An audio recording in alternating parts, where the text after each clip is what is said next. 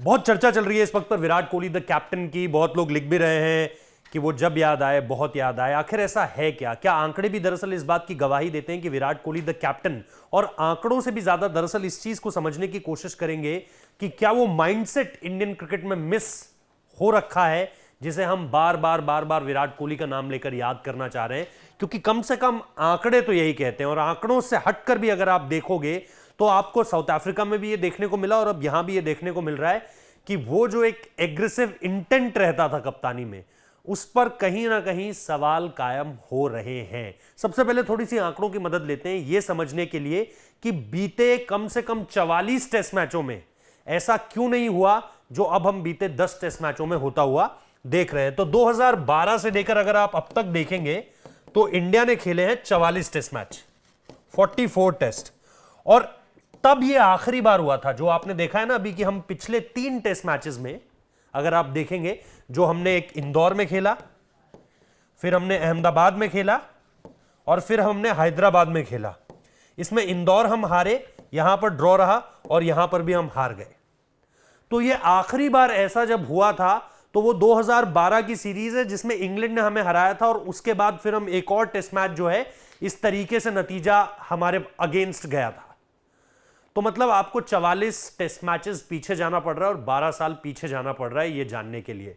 विराट कोहली ने कमान संभाली, वैसे तो उन्होंने 2014 में कमान संभाल ली थी, लेकिन 2015 में उन्होंने, आप देखेंगे कि भारत में कप्तानी करनी शुरू करी और यहां से उन्होंने 31 टेस्ट मैचेस में कप्तानी करी है, और इसमें आप ये देखेंगे कि 24 उन्होंने जीते हैं।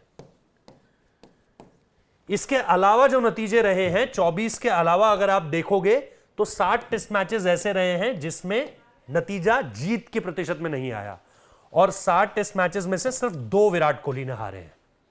और ये 2 टेस्ट मैच आप सभी को याद होंगे क्योंकि हार के जो नतीजे थे वो इतने कम थे कि हमें जुबानी याद है। उस वक्त पर आप ऑस्ट्रेलिया से हारे 2017 में पुणे टेस्ट, और फिर आप चेन्नई में हारे इंग्लैंड से 2020-21 में। सिर्फ ये 2 टेस्ट मैचेस आप हारे हैं, 5 टेस्ट मैचेस ड्रॉ रहे। ये आंकड़ा जिस तरीके से आगे बढ़ा, आपको सीधे तौर पर यह बात समझ में आई कि क्यों विराट कोहली की कप्तानी उस पूरे के पूरे वक्त में इतनी ज्यादा जबरदस्त रही कि हमने उस वक्त पर कभी भी लगातार, आप 2 टेस्ट मैचेस हारने की बात तो छोड़ ही दीजिए, आप कभी भी इस तरीके के नतीजे के आसपास भी नहीं गए जहां पर आप यह कह सके कि 3 मैचेस आपको हारने पड़े हो या 3 में से 2 मैचेस भी आपको हारने पड़े हो। बल्कि इन अगर आप 31 टेस्ट मैचेस में देखेंगे तो कभी भी ऐसा नहीं हुआ कि हमने 3 मुकाबलों में से 2 कभी भी ना जीते हो।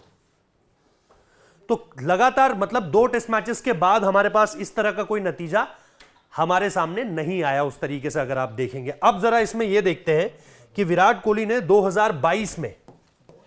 21 की शुरुआत में अगर आप देखेंगे, रोहित शर्मा ने 2022 में जो है वो भारत में कप्तानी शुरू करी थी, और 22 में जो उन्होंने 60 टेस्ट मैचेस में उसके बाद से घर पर कप्तानी करी है उसमें सिर्फ 4 जीते हैं, 2 हारे हैं और 1 ड्रॉ रहा है। ये आपको उनका रिकॉर्ड मिलेगा, और इन 2 हार में जैसा मैंने कहा, एक आपको इंदौर याद आ जाएगा और एक अब आपको हैदराबाद याद आ रहा है।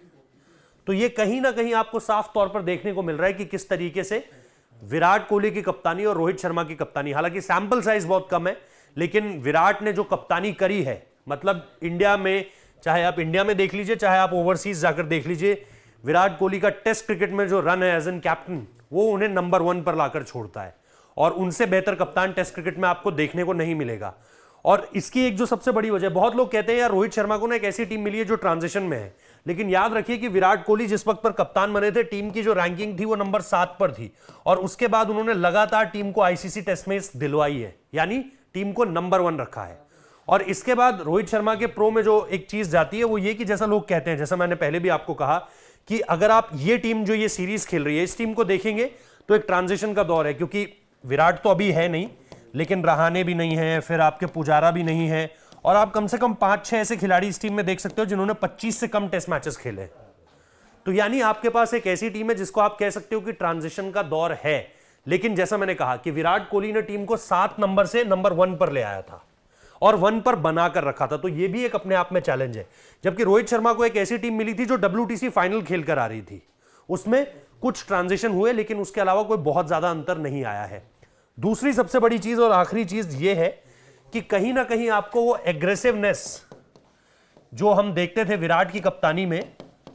वो रोहित शर्मा की कप्तानी में मिस आउट होती हुई दिखती है। जैसे इस टेस्ट मैचेस में क्लोज इन फील्डिंग्स लगाना, कि आपको बैट के आसपास रन्स बहुत ज्यादा दे देना। ओली पॉप जो है स्वीप मारे जा रहा है, लेकिन यहां पर हमने देखा कि आसपास घेर कर कोई नहीं खड़ा है। एक आपको लेग स्लिप दिखे, एक आपको स्लिप दिखे, सिली पॉइंट दिखे, शॉर्ट लेग दिखे, इस तरह की फील्डिंग पोजीशंस बहुत ज्यादा कम दिखी। गेंदबाजी में चेंजेस बहुत ज्यादा कम दिखे उस तरीके से जो आप क्रिएट कर सकते थे। तो वो चीज कहीं ना कहीं आपको यहां पर मिस आउट होती हुई नजर आई है, और इसलिए विराट कोहली द कैप्टन को सबसे ज्यादा मिस किया जा रहा है बीते इतने सालों के बाद। जब उन्होंने कप्तानी छोड़ी और आप रोहित शर्मा की कप्तानी के अंदर खेलना शुरू करते हैं, तो आपको यह देखने को मिला कहीं ना कहीं वो आंकड़े, वो स्टाइल जिसके इंडियन प्लेयर्स और इंडियन फैंस आदी हो चुके थे, वो कहीं ना कहीं इस वक्त पर नहीं नजर आ रहा है। लेकिन जैसा मैंने कहा, रोहित शर्मा के पास अभी भी मौका है, वो अपने रिकॉर्ड्स को और बेहतर कर सकते हैं, वो अपनी कप्तानी को थोड़ा सा और बेहतर कर सकते हैं, और यहां पर कुछ नए रिजल्ट्स दे सकते हैं, क्योंकि अभी भी सारी चीजें उनके अगेंस्ट नहीं गई है। और यहां से सीरीज का नतीजा अगर भारत 4-1 से अपनी तरफ करता है, तो जाहिर सी बात है कि उनकी कप्तानी की भी तारीफ होगी। फिलहाल इस वीडियो को देखने के लिए बहुत बहुत शुक्रिया। आप अपनी राय कमेंट बॉक्स में दर्ज कर सकते हैं। वीडियो को शेयर कीजिए, चैनल को सब्सक्राइब कीजिए। धन्यवाद।